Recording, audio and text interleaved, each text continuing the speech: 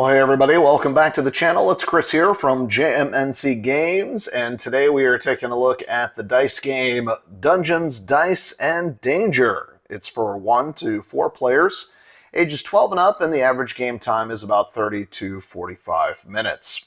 If you haven't already done so, take a moment to like and subscribe to our channel. We greatly do appreciate that, and it sure does help us grow. And if the video's helped you in any way, if you feel so inclined, you can always support the channel directly by visiting the application Buy Me a Coffee. Now let's dive in and take a look at what's inside the box. There is 5 dice, 4 white and 1 black. There are the playing sheets and 4 pencils. To set up, each will need to collect a pencil and a play sheet. All players should have the same play sheet for the game. If you've never played the game before, it's good to start with the Realm of Annoyed Animals. We will use this sheet to explain the basics of the game, but each sheet has different kinds of bosses and objectives, so check the rulebook to go over specifics of the different play sheets.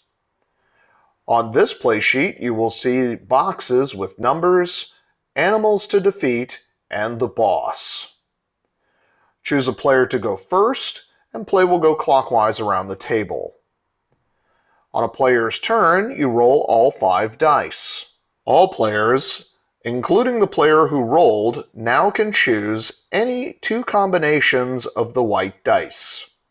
For example, if I had rolled a 2, 3, 5, and 6, then your choices would be 3 plus 2 equals 5, and 5 plus 6 equals 11, or 3 plus 5 equals 8, and 2 plus 6 equals 8, or 6 plus 3 equals 9, and 5 plus 2 equals 7. So that's 5 and 11, 8 and 8, or 9 and 7. Players can now mark their score sheet using whichever pairing they wish, so long as those numbers are available to score on their sheet. At the beginning of the game, you must mark one of the green boxes first. Once you have marked a box, any box that is connected to that box is now eligible to be marked off. So let's say I choose the 5 and 11. I now mark off the 5 and 11 here as it is in the start of the game. That would mean in the future turns, I could mark off this 9, 2, or 12 if those numbers come up on future turns. Once a number is marked off, you cannot mark that box again.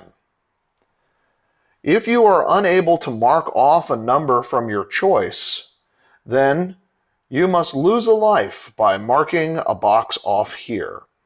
If you are unable to mark both numbers, then you must mark off 2 from the life tracker. Now, as I said, players choose a combination of the 4 white dice to create 2 numbers. But the player rolling the dice has an advantage that they can use the black die to replace one of the white dice, giving them more options to choose from. Players who did not roll the dice cannot use the black die unless they cross off one of these squares. But be mindful of when you do, as you only have 3 chances in the whole game to use this ability. Once everyone has marked their sheets with their choices, you then pass the dice to the next player and repeat. So now let's look at a few special boxes. First, the boxes with diamonds. If you manage to block off one of these, you then get to mark one box down here where the diamonds are. Collecting diamonds is how you score points in the game, so the more you can get, the better. Here you will see a box which has 2 dice with the same number. In order to cross out this box, you will need to choose a combination of dice that are the same number. It can be any number, but both numbers must be the same. On this particular score sheet, you will see the ones that have the fist symbol. and you will see this section here at the bottom. Each time you are able to cross off one of these symbols, you do the same down here. If you are the first person to cross off 5 of these, you will collect 3 diamonds. All other players afterwards who accomplish this task will collect 1. There is another task, again specific to this playboard, which means that if you are able to create a path from one set of the green numbers across to the other set of the green numbers, and you are the first person to do so, you will collect 3 diamonds. All other players who accomplish this task will receive 1. Next is the treasure boxes. If you are able to cross off one of these, you will be granted one of the 3 power-ups which are located on the right side of the board. You must choose which at the time of the crossing off of the chest. The first one allows you an extra life and a diamond. So you have a number you cannot place on the board. Instead of losing a life, you can mark off one of these squares. Plus, you will collect 1 diamond down here. Once all 3 boxes are checked, this power-up is over. We will talk a little bit more about battling creatures in a moment, but if you need some extra hits, you can take this power-up and you can dish out 2 extra hit points on any creature that you are battling. And finally, there is this one, which will allow you 3 extra times where you can use the black die when it is not your turn. Now let's talk about battling monsters. First, in order to take on a monster, you need to have a box that is checked off that is connected to the monster. The monster will have numbers in the top left. Some are shaded and some are not. So for example here, let's take a look at the purple pup. It has 3, 4, and 11. This means that there are those numbers that can be dealt out as hit points on that monster. Since 11 is shaded, that means anytime you roll an 11 that you have chosen, so long as you are connected to that monster, you can choose to mark off one of the hit points using that 11. The 3 and the 4 are not shaded. This means you need to have marked off the 3 here or the 4 there in order to be able to use those numbers. So if I was connected here by the number 7 and an 11 comes up, I can attack. However, if I am only connected to the 7 and a 3 or a 4 come up, I cannot attack. Once I am able to cross off a 3, I can now use the 3 in the future rolls to attack, and the same goes for the 4. Here you will see at the bottom, it lists the rewards for beating this monster. If you are the first person to defeat the monster, you will collect 2 diamonds as a reward. All other players who are able to defeat this monster will receive 1.